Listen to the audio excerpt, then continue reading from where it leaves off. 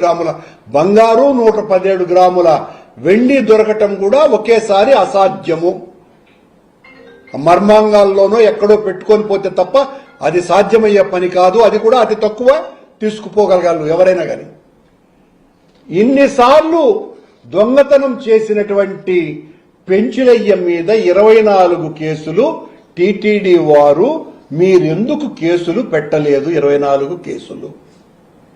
రవికుమార్ అనే వ్యక్తి 75,000 రూపాయల విలువ చేసే 8 $100 నోట్లు దొరికితే దాని మీద జరిగినటువంటి రాద్ధాంతం, మా మీద చేసినటువంటి ఆరోపణలు, మమ్మల్ని అందరినీ జైలుకు పంపించాలా అనేటువంటి భీకర ఘోషణ, అరుపులు, ఫిర్యాదులు, దానికి సంబంధించి సిఐడి, ఏసీబీ విచారణలు ఇన్ని జరిగినాయే.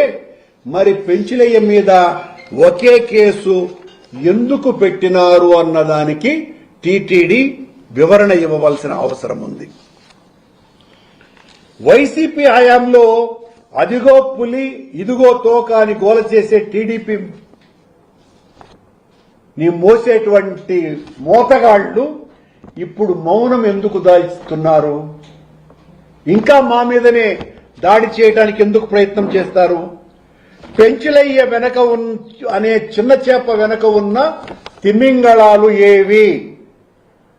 24 సార్లు దొంగతనం చేశాడు. ఆయన బినామీలు ఎవరు అన్నదాని జోలికి వెళ్లలేదు. అదే రవికుమార్ బినామీలు ఎవరు ఏంటి అన్నదాని మీద 1.5 సంవత్సరాలు సుదీర్ఘమైనటువంటి చర్చ, విచారణ జరుగుతూనే ఉన్నది. టీటీడీ విజిలెన్స్ ఎంక్వైరీ జరిగింది. ఆ తర్వాత కోర్టు ద్వారా సిఐడి, ఏసీబీ విచారణ జరిగింది. మళ్లీ ఈ రోజున ఆ అధికారుల మీద టీటీడీకి పంపించినటువంటి తొత్తు అధికారి చేత కంప్లైంట్ వేరుగా ఇప్పించి వాళ్లను, అధికారులను, పోలీసు అధికారులను జైళ్లకు పంపించే కార్యక్రమపు ఎత్తుగడలు కూడా చేస్తున్నారన్నటువంటి విషయం కూడా మా దృష్టిలో ఉంది.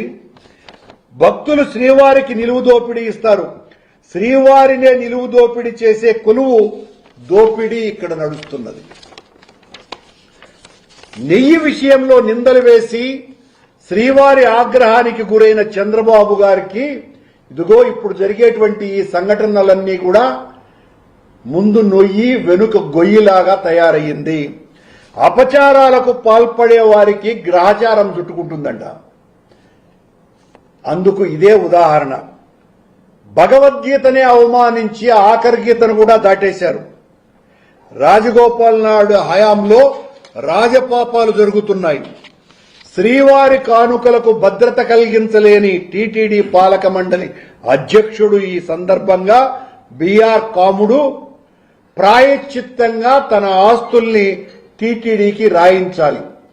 రవికుమార్ ఏ రకంగా అయితే తన ఆస్తులన్నీ కూడా తను 75,000 రూపాయలు మాత్రమే దొంగతనం చేసి దొరికినాడు. కానీ దొరికిన ఆ దానికి ప్రాయశ్చిత్తంగా ఆయన పిల్లలు, భార్య అధికారిక లెక్కల ప్రకారం 15 కోట్లు, అసలు విలువ 100 కోట్ల విలువైనటువంటి ఆస్తులు టీటీడీకి రాయించినారు. దాని మీద ఎంత రాద్ధాంతం చేసినారు, ఎలా రాయించినారు, దీని వెనుక ఉన్నదెవరు, ఆ కుట్ర బయటికి రావాలి. జగన్మోహన్ రెడ్డి తిన్నాడు, కరుణాకర్ రెడ్డి తిన్నాడు, సుబ్బారెడ్డి తిన్నాడు, ధర్మారెడ్డి గారు తిన్నారు అనే